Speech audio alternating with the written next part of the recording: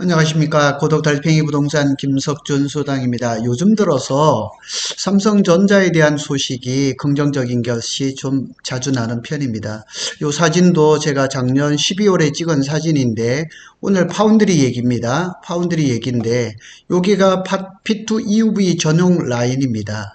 오늘 거기에 대한 설명을 좀 하도록 하겠습니다. 삼성전자가 작년 9월 정도부터 이제 평택 캠퍼스에 파운드리 라인을 셧다운을 좀 했습니다. 그리고 연말에는 50% 정도까지, 오늘 여기 셧다운이라고 표현을 했지만 이 셧다운도 두 가지 종류거든요. 오늘 그 얘기를 좀 해보겠습니다.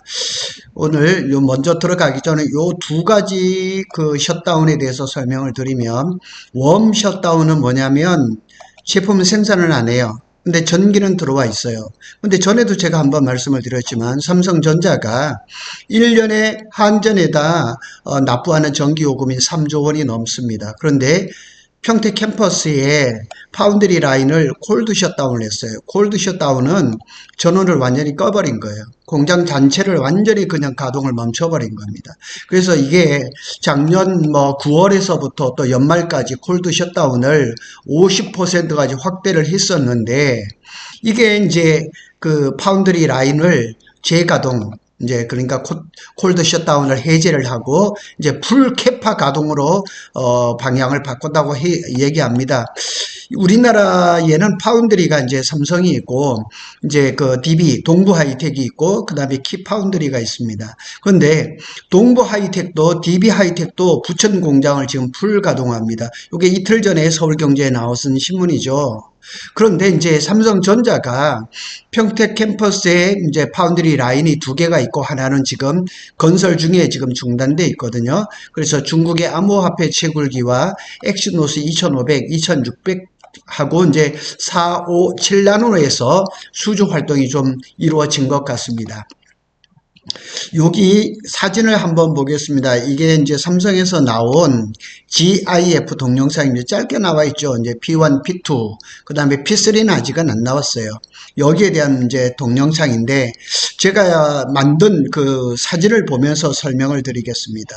여기 보면 여기 삼성전자에서 나온 사진을 제가 이렇게 이해를 돕기 위해서 만든 겁니다. 지금 여기 보면 여기가 P2 EUV 라인입니다. 전용 라인입니다. 여기가 P2입니다. 그래서 평택 캠퍼스에 와보면 이 길, 이 삼성로에서 보면 P2가 안 보입니다.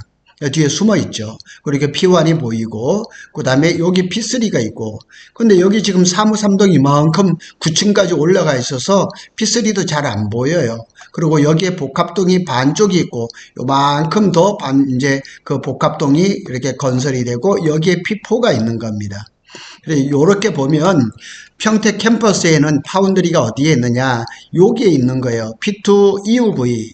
여기가 뭐 이름이 뭐 조금 바뀌긴 했지만 S1 뭐 S2 뭐 이래 바뀌고 했지만 하여튼 P2 EUV입니다. 여기가 이제 상하층으로 복층으로 돼 있죠. 그 다음에 여기에 또 있습니다. 여기에 P3의 페이지 3, 여기 그러니까 이 동쪽 하부층입니다.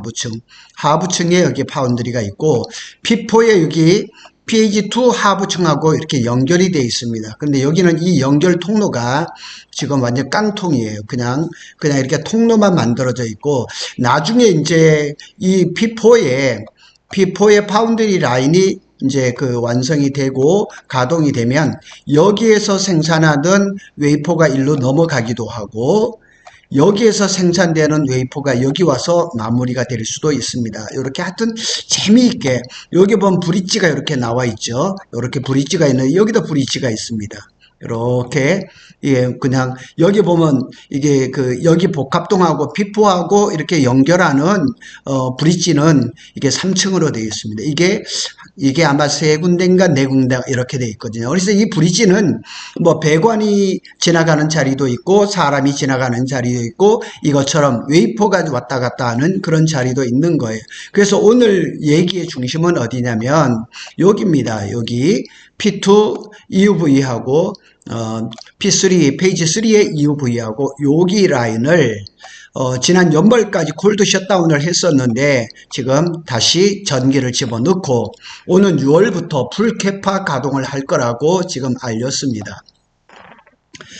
잘 아시다시피 삼성전자가 지난 1월 31일 날 24년도 4분기하고 24년도 실적 발표를 했는데 삼성전자가 파운드리 부분에 대해서 따로 떼서 실적 발표를 하지는 않습니다. 그러나 작년 1년 통틀어서 삼성 파운드리가 한 4조 내지 5조, 어떤 데는 뭐 2조라고 나왔지만 하여튼 적자 본 거는 사실이고, 그런데 이제 컨퍼런스 콜이나 이런 데서 얘기하기를 삼성전자는 올해 3분기에 파운드리에서 적자를 면하고 적자를 벗어나서 흑자 기조로 간다, 이렇게 얘기를 하면서 작년에 이제 인사 이동해서 미주 총괄을 했던 한진만 부사장이 파운드리 사장으로 왔죠. 그러니까 이제 긍정적인 것은 뭐냐?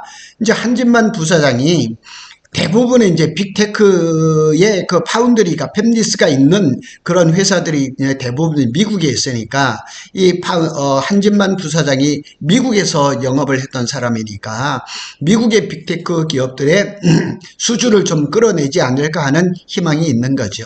그래서 그거는 상당히 긍정적으로 해서 삼성 파운드리가 지금 3나노에서 좀 실패를 했죠. 그리고 2나노를 얘기에 대해서도 오늘도 오늘 뭐 기사가 이렇게 몇 개가 나오는데 2나노가 엑시노스 2600에서 2나노를 할 건데 뭐 수율이 어떤 데는 10%라 그러고 어떤 데는 또 30%라고 얘기를 하거든요. 그런데 삼성전자가 이 평택 캠퍼스의 일부 라인에 이렇게 셧다운을 했던 것 이유 중에 이제 대표적인 게 두 가지입니다. 두 가지인데 어떻게 보면 한 가지라고 말을 할 수도 있어요. 왜냐하면 수율이 안 나와서 고객사를 확보를 못한 거예요. 자, 이게 메모리 반도체하고 파운드리하고 다른 게 있습니다. 메모리 반도체는 스펙이 정해졌습니다. 예를 들어서 DDR4, DDR5 딱 이게 반도체 표준협회에서 스펙이 정해져 있어서 그냥 그 스펙 정해진 대로 그냥 무작정 찍어내고 물류창고에 쌓아놓고 팔면 되는데 파운드리는 그게 아니거든요. 파운드리는 고객의 수주를 받아야지만 생산할 수가 있거든요.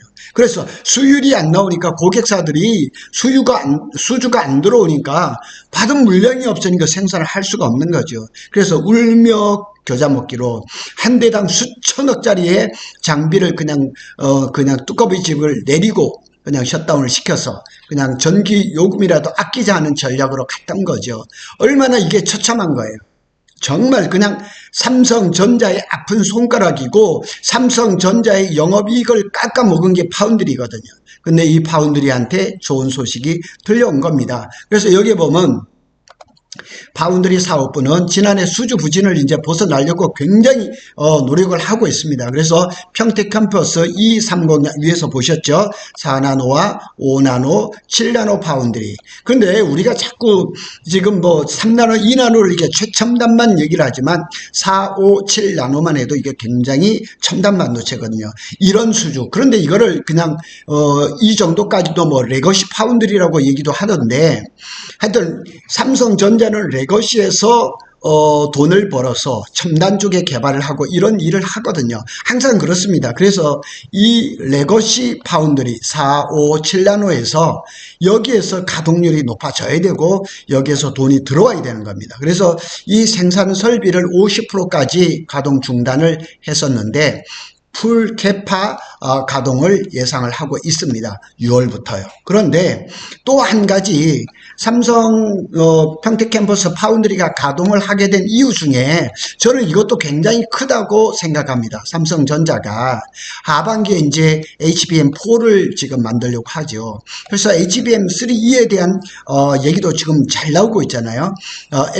엔비디아의 기술진들이 천안 파운드리 라인에 와서 실사를 마치고 다음 달에 또 온다 그럽니다. 그러면 이제 콜 통과 소식은 곧 나올 거죠. 그런데 이제 평택 캠퍼스에 파운드리 라인을 이제 재가동하게 된 거는 엑시노스 물량이라든가 암호화폐 채굴이라든가 이런 것도 있겠지만 HBM4에는 이 로직 다이가 이게 파운드리 라인으로 해야 되거든요. 그래서 어디는 로직 다이가 요겁니다. 로직 다이, 버퍼 다이라 그러고 이렇게 회사마다 부르는 게 다 달라요. 그런데 HBM4에서는 요거를 일반 메모리 라인에서 생산을 못 하는 거예요. 파운드리에서 해야 되는 거예요. 그래서 SK 하이닉스는 TSMC하고 손을 잡았어요.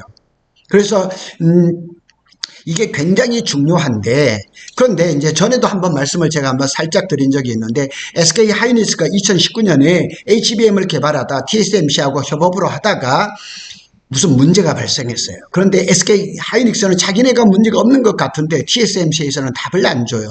그런데 만일 HBM4에서 SK 하이닉스하고 또 TSMC하고 HBM4를 개발하는데 뭐 삐끗하면 TSMC가 협조를 안 하면 어려움에 처할 가능성도 있는데 삼성전자는 그럴 가능성이 없단 말이에요. 왜냐하면 자체 파운드리가 있으니까 HBM4 개발에 하여튼 뭐 이론적으로 본다면 SK 하이닉스보다는 조금 유리하고 뭐 또 이렇게 생산 원가라든가 이런 거 생각할 때는 굉장히 좋은데, 저는 뭐 엑시노스 이런 것도 뭐 아미아포 뭐 이런 것도 괜찮겠지만 이 HBM4의 로직 다이 생산 때문에라도 평택 캠퍼스의 이 파운드리 라인을 정상화 시켜야 되지 않느냐 하는 얘기를 할 수가 있는 거죠. 그리고 또 한 가지 또 우리가 여기서 봐야 될 거는 평택 캠퍼스의 P4 공장의 페이지 2가 파운드리 라인인데 이게 작년 3월에 셧다운 돼 버렸거든요. 그런데 일부 신문에서는 내년 10월, 이게 내년 10월이 어냐면 올해 10월을 얘기를 하는 거예요. 올해 10월에 재개가 될 것이 아니냐 하는데, 제가 간간히 말씀을 드렸지만은 삼성전자 내부 게시판에는 평택 캠퍼스 P4의 페이지 2 파운드리 라인은 요 페이지 2는 올해 12월에 현장 개설이 되고 내년 5월 달에 착공이고 공사비는 1조 8천억이라고 나와 있습니다. 그 일정이 조금 바뀔지는 모르겠지만은, 자, 평택 캠퍼스의 P2 EUV 전용 라인하고 P3 페이지 3의 이제 파운드리 라인이 풀캐파 풀가동으로 가고, 이 이제 파운드리 라인이 정상화가 되고 이 풀캐파가 되고 또 수주를 많이 받는다, 이렇게 됐을 때는 이 평택 캠퍼스의 P4의 페이지 2도 좀 이 공사 재개 일정이 좀 당겨지지 않을까 하는 희망 회로를 한번 돌려보는 겁니다. 최근 들어서 삼성전자가 뭐 1A 디램, 이게 HBM을 만드는 데 가장 중요하잖아요. 1A 디램에 대해서 재설계는 끝났답니다. 그리고 이제 정상적으로 이제 그 디램 생산에 들어갔고, 1B 디램은 재설계를 안 한답니다. 재설계한다는 소리가 굉장히 많이 나오는데 안 하고, 1C 디램은 재설계에 들어갔습니다. 1C 디램은 하반기에 본격적으로 생산을 할 겁니다. 그래서 요즘은 삼성전자가 긍정적인 소식이 많이 들려옵니다. 그렇다고 해서 이 긍정적인 소식이 한꺼번에 그냥 다 좋아질 거냐? 그건 아니죠. 뭐 시간이 필요한 거고 단계가 필요한 거죠. 그러나 긍정적인 소식이 하나 둘 자꾸 나오다 보면 삼성전자가 좀 좋아지지 않을까, 이런 생각을 합니다. 제가 이 삼성전자하고 SK 하이닉스의 반도체 소식을 하이에나처럼 그냥 찾아다닙니다. 정말 많은 걸 올리려고 노력을 하고 있거든요. 그래서 저에게 힘을 좀 주십시오. 구독과 좋아요는 저에게 큰 힘이 되니까 많이 눌러주시기를 바라겠습니다. 구독 달팽이는 삼성전자와 SK 하이닉스의 반도체 소식을 빠르게 전해드리고 있습니다. 감사합니다.